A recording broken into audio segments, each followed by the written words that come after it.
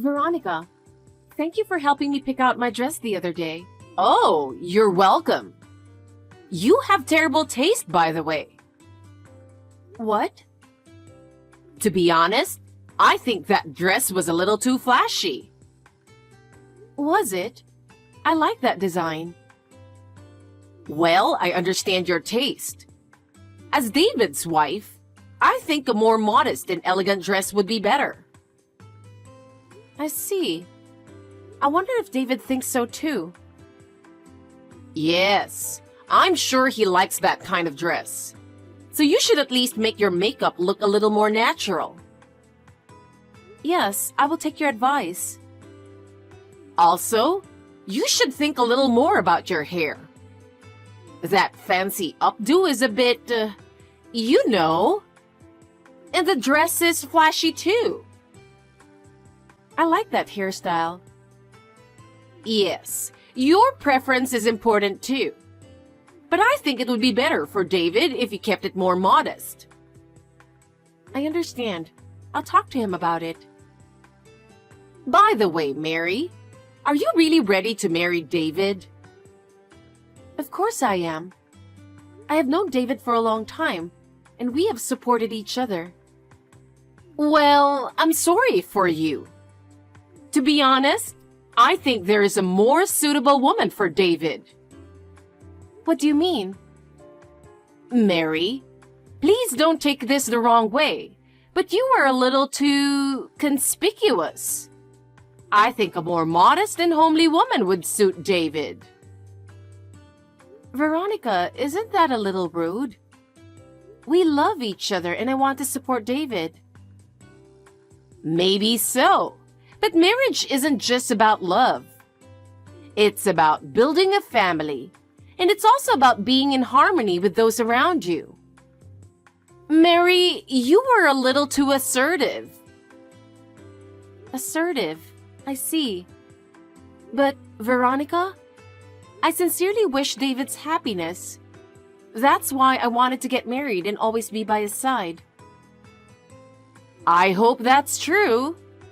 But if you really care about him, I hope you'll reconsider whether there's a more suitable woman for him. Veronica, I love David. And he loves me too. We want to build a happy family together. Then I want you to make an effort to be more modest. For David's sake and your own. Yes, okay. Well, okay. Anyway, let's talk again about dresses and makeup. Yes, I understand. Thank you very much for today. Veronica, where are you? Please get back to us immediately.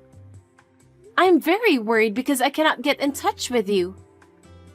If you see this text, please reply as soon as possible. Sorry, I just saw your messages. I was taking a hot bath and didn't notice. So, is there something wrong? A hot bath? You can come soon, right? I need you to hurry. What do you mean? Did something happen today? I don't know what you're talking about. Today is the wedding day. David's family and relatives aren't here yet. I was told by the people at the wedding hall that you haven't gotten your dress yet. Where is everybody? Oh, was it today? I'm sorry. I thought it was next week. My husband and I are on vacation in the next state.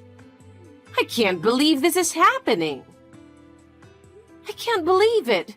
Where are you? Can you come back soon? We're in Las Vegas. Do you know? It's a nice place. Las Vegas? Then you can't make it in time. Well, that's a problem. But I've already bought tickets to the theater for the day after tomorrow. I'm so sorry. I'm so clumsy and careless. Even my husband gets angry at me a lot. What about your relatives? Are you in touch with them? Well, they called me the other day and we talked. Oh no! I thought it was next week, so I told everyone it was next week. What? That's beyond careless, Veronica. I can't believe you made a mistake on such an important day. Nobody won't be able to get there today.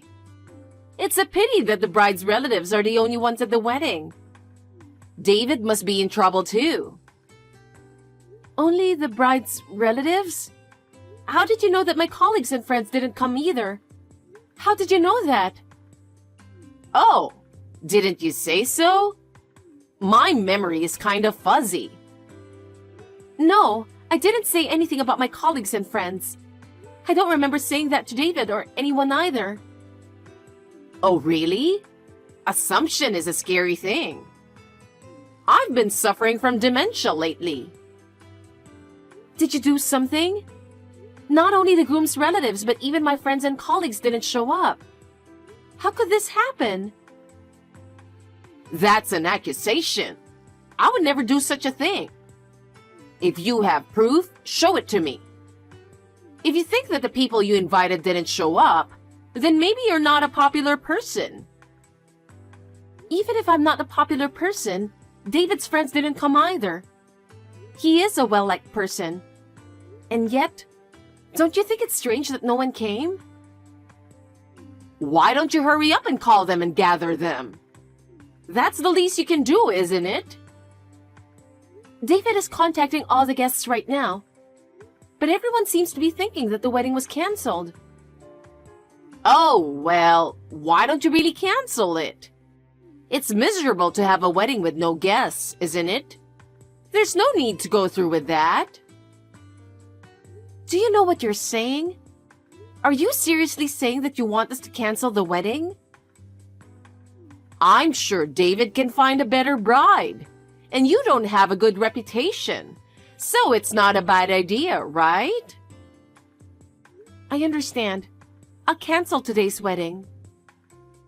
Oh dear. It was such a nice place for a wedding. I'm sorry we're here on a vacation. Yes, it was a very nice place. So even if we cancel, we will have to pay the full amount. David and I have to work hard from now on. Oh my! If the marriage is going to be canceled, shouldn't you be the one to pay the full amount? Because a wedding is a place where the bride can be as selfish as she wants to be. The bride's expenses are higher than the groom's, and I don't want David to be bothered with it. That's not the way it works either. We are getting married, and it was both of our weddings, so the cost is split 50-50. Besides, you have responsibilities too. It's not very presentable to get married without a wedding. It's unthinkable to do such a half-hearted thing. There are more and more couples like that these days. The truth is, we could have a wedding just us and my family as it is. There's no way they would allow such a thing. A wedding without the groom's parents? I can't tell you how much I put into raising David. I'm sure David would want his parents and relatives to be able to attend the wedding, and we will consider having the ceremony again. However, we spent a lot of money this time, so we can't have as big a ceremony as we were going to this time. Mary, reply to me right now. There is something I need you to explain. What on earth is this? Yes, Veronica? What's wrong? What do you think you're doing? What is this postcard? Oh, did you get it? I worked so hard to get it to you as soon as possible. How on earth did you have a wedding? Explain it to me. After what happened 10 days ago, I talked it over with David. It would be a waste to cancel the ceremony at that point, so we decided to have a ceremony just with my family. And David agreed to that? Yes, he did. Even my grandfather, who had been looking forward to seeing me in the wedding dress, came all the way from far away. So we had no problem to have a wedding. It's a real shame that you all couldn't come, but we still had a happy day. So, Why are you using a picture of the two of you with the bride's family for the wedding report? Do you think you can neglect the groom's family? Oh, I forgot. I'm sorry. I'm really a screw-up and careless person. It's not that I wasn't thinking about your family. But when it came time to take the picture, I just went ahead with it in the heat of the moment. There's no way this could have been done carelessly. I really can't believe your attitude. Actually, David was also very depressed because he could not come. Still, I thought it was important for us to do the best we could and have a happy day. David was depressed? If that's the case, you shouldn't have had the wedding without us, right? That's what he said, but in the end, he decided to look on the bright side. We wanted to cherish that important moment in our lives, even if some were missing. I really wanted you to celebrate with us, but circumstances had to be taken care of. Still, I can't believe they would use a photo of the wedding without the groom's side of the family. Why is that? You missed the wedding because you were careless, and then went through the trouble to tell the guests that the wedding was no longer held. That's something I can't believe. You don't have any proof that I called the guests to tell them the wedding was canceled. That's an accusation. I ask everyone. What? After the wedding, I contacted each and every guest and asked them. They all said you contacted them the day before and told them that there would be no wedding because the marriage had broken up. They said they were in shock because of the breakup. You even told them to leave us alone because we were depressed. Did I say that? I've been suffering from dementia lately. If you have proof, show it to me. Do you enjoy bullying me? Of course I do. Oh. I really wonder what kind of person you think you are. I can't help but worry about leaving David in the hands of someone like you. Veronica, I guess you've become senile. You couldn't even think about your son's grief. That was a leading question, wasn't it? You tricked me. That's not what I'm trying to do. If you really wanted to celebrate our marriage, you wouldn't have done this, would you? David is really sad too. He is? Yes. David was really shocked by your behavior. I told you, didn't I? How can you prioritize picking on me without even thinking about his grief? It's the same as becoming mentally slow. Oh, that's not right. You accidentally forgot about it, right? I didn't forget. I'm not that out of it. You didn't forget? Oh. Well, I knew that. David is even angrier than I am. He said you're not his mother because you did this kind of nonsense. That's why the picture in the postcard is the family picture he wanted. He doesn't consider you family anymore. That can't be true. He was crying, saying he called you the day before. He was crying? He has apologized to all the guests in person.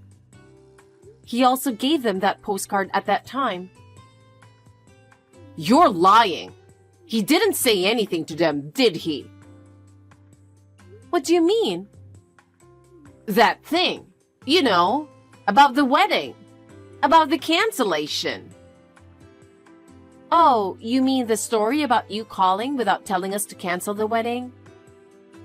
If that's the case, he explained it to them very thoroughly, showing our text messages. Oh my God! My relatives are going to get angry at me. I'm going to get in trouble. You were aware that you had done something that would make them angry. My relatives, my friends, and the people at work all sympathized with me. They understood my situation and helped me. I got a call that my relatives are coming over here. You guys should come over here too. It's your fault for trying to have a wedding without my permission. Your husband apologized. My husband? You don't have dementia, you know that. Anyway, you blocked David's number on his cell. It's a premeditated crime, going out of your way to make it impossible for us to contact your husband. How did you know that? Because your husband is a serious person, not someone who would harass us like you. David went back to your home to tell him something was going on when you were out at a dance class. So, he knows all this too? Yes, he does. And he will pay for the wedding. In addition to that, your dancing class, baking class, ukulele class, and quilting class, he decided to make you stop various other lessons and pay the wedding fee with those tuitions. Spending $2,000 per month for all those lessons is crazy. If I stopped going, I wouldn't have any friends. All my fun would be gone. I was so close to really losing my friends too. Because of your lies, I was made out to be a very unfaithful woman who was just trying to steal their money. That's a bit of an exaggeration, but it's mostly true. Mostly true? Are you sure you're not mistaking me for someone else? David and I trust each other, and such rumors are groundless. Do you realize how many misunderstandings have arisen because of the lies that you spread? All my friends and colleagues were puzzled at first. I will never forget the expressions on their faces when they learned the truth. I was worried about David. I did what I did because I was thinking of his future. If you were worried, you should have had a discussion with him from the beginning. It is more sincere to talk to him rather than sneaking around behind our backs. That's what family is all about, isn't it? Your way won't make anyone happy. Anyway, come over here now. Protect me. I can't. We're at the spa right now. What? He told me that he wants to relax, so I took him to a spa to cheer him up. We also came here to have a nice steak dinner. Where's the spa? I'm sure it's somewhere local. Then you can come here soon. We're about 3 hours away, so we can't. 3 hours away? So I can't come right now. Please get scolded from your husband and relatives. Oh no! I'll lose my position if I don't do something about it. I can't even go to my lessons. What should I do if my husband divorces me? I can't face David. That's about the extent of what you did. I'm angry too. More than anything else, you made my dear husband sad and cry. I can't forgive you for that more than the bullying. Mary, I'm sorry. I can't imagine that I won't be able to see David. Please help me. My life, my relationships, everything is falling apart. First of all, please apologize to David. He worked so hard to prepare for the wedding so that everyone could enjoy it. But because of you, it was ruined. You should know how much it hurt him. I've been trying to reach him, but I can't get through. What should I do? I really don't know what to do. I want to apologize to him directly, but I can't even talk to him. I see. He must have been in quite a shock. What you did must have cost him a lot of heartbreak. Please tell David that I'm sorry too. Tell him to call me. I can't stand the thought of losing my lessons, my position, and David. What in the world do I have to live for? We lost our once-in-a-lifetime wedding. Do you understand that? You have no idea how much trouble you have caused to many people. I'm sorry. I didn't mean for any of this to happen. I just did it to embarrass you a little. I never imagined it would be this big of a deal. I just wanted to get you in trouble. You went through the trouble of copying the guest list from David's house and contacting every one of them, which was a bit much. I'm worried about having such a thief-like relative, so I'm not going to tell you about our new house and move far away. Oh no! Please don't do that! I really regret what I did. I will do my best to repair our relationship from now on, so please give me another chance. From now on, let's change our minds and build a good relationship. I will do my best too. Please don't give up on me. Tell David, please don't give up on me. I'm sorry, I can't try. So, goodbye. I'm leaving you so that David and I can be happy. Please don't disturb us anymore. Goodbye. After that, Veronica was scolded terribly by her husband. He scolded her for ruining our wedding, and he was furious when he learned of her numerous harassments against us. She now lives under her husband's strict supervision. She can no longer behave as she used to. I wonder if it was her husband's mercy that kept them from getting divorced. Relatives also voiced strong condemnation of her behavior. They are all saying that they will dissociate themselves from her. She ended up alone for what she had done. Her once glamorous life was gone. She spends her days in solitude and regret. On the other hand, David and I have started a new life together. Through this experience, we were able to further strengthen our bond and reaffirm the importance of each other. We have built a new life together, and our days are filled with smiles and happiness. The lonely ending of Veronica's life reminds me that it is important to be faithful to one another. We intend to continue to move forward with mutual respect and trust for each other. I would like to live a happy life with David.